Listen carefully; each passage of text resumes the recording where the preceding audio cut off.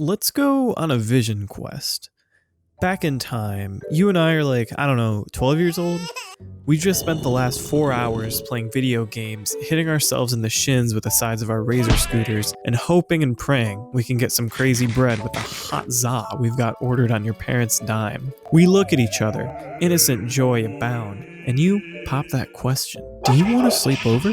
I quickly say, yeah, I'll ask my mom, and I call her using your home phone. She says yes. The deal is made, baby. The ultimate boy sesh is a go, and there's no looking back. Unless you don't actually want to sleep over, but you don't want to tell this kid to his face you don't like his house or something, so you pretend to call your mom and then you lie right to your friend's eyes. Sorry, my mom said no. Far beyond the realm of the regular get-together, midday walk-around, or even after-school homework grind, sleepovers were where true memories were made and shared experiences were created. When you're a kid, you really don't have much control over any aspect of your life. Your body is hurgling and gurgling, you have to go to bed when your parents tell you to, and you aren't allowed to buy the Guinness World Records book from the Scholastic Book Fair because it was too expensive, so you just look at the one from 2010 that they have in the school library with the messed up cover, and it's dumb, and it's stupid, and I hate it, and I don't care that this woman has the longest nails of all time. It's outdated, and it's gross. It's gross. Sleepovers are where rules get thrown out the window. Yes, little guy, you can eat too many Chips Ahoy soft cookies and see how long you can survive at 5 stars in GTA 4. For one night only, you are free. And that's why sleepovers were important. I've got my chode mic. I've got new ink, new art. That's a Picasso, a Dolly Parton. I'm ready to go. I really feel that sleepovers were an extremely important part of someone's emotional growth. There's no such thing as a universal experience, but there is a shared sense of exhilarating freedom that comes with staying up super late past your PP bedtime and breaking the taboo by looking up weird stuff on the internet at 2 a.m. I discovered a lot of my favorite media and have some of my fondest memories from sleepovers around this time. There was something magical about seeing how long you could last in Doris and getting yelled at because you just wanted to listen to Beauty of Annihilation and you single-handedly ruined the zombie train. One time I was spending the night at a friend's house and he was like, "Hey, do you want to see something weird and gross?" And I was like, "Yeah, baby." And he pulled up 2 Girls, 1 Cup, and that was the grossest thing I'd ever seen. I never want to see it again. I haven't seen it again since. It's been like around 10 years. But the next day, it was a shared inside joke and kind of carried a large portion of our friendship. 2 years later, he moved to Ohio, which is kind of like the 2 Girls, 1 Cup of states. So fate finds a way.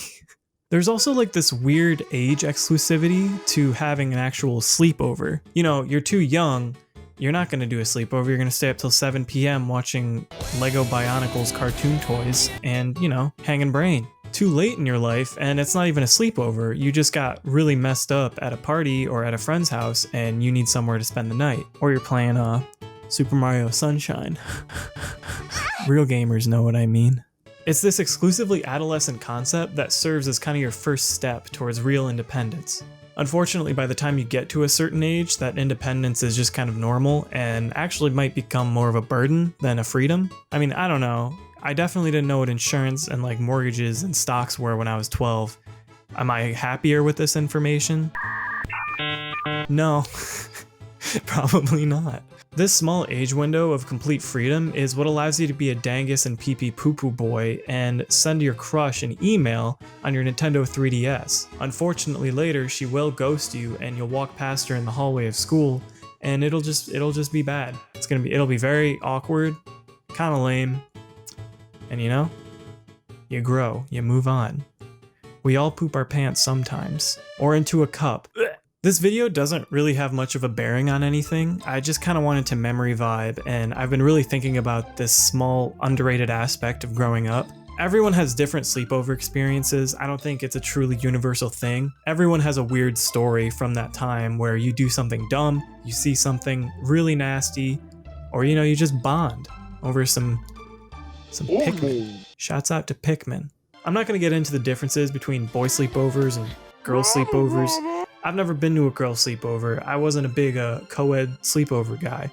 I have heard that girls play with little horses and pretend to be horses and create dance routines to random pop songs, including but not limited to the Jonas Brothers and Christian rock. Everyone has their vices. But in the many moon phases of childhood growth and stupidity, sleeping over at someone's house for the first time is kind of like a rite of passage. Sleepovers are where gamers could game, crushers could crush, danguses could dango, and little stinkers could try to get you to do the cinnamon challenge with them.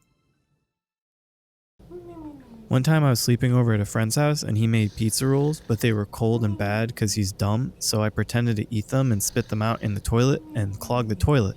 And I didn't tell anyone, and then I left the next morning. Like, comment, and subscribe if you are that toilet. Thank you for watching. Love you a lot. Black Lives Matter. Bye.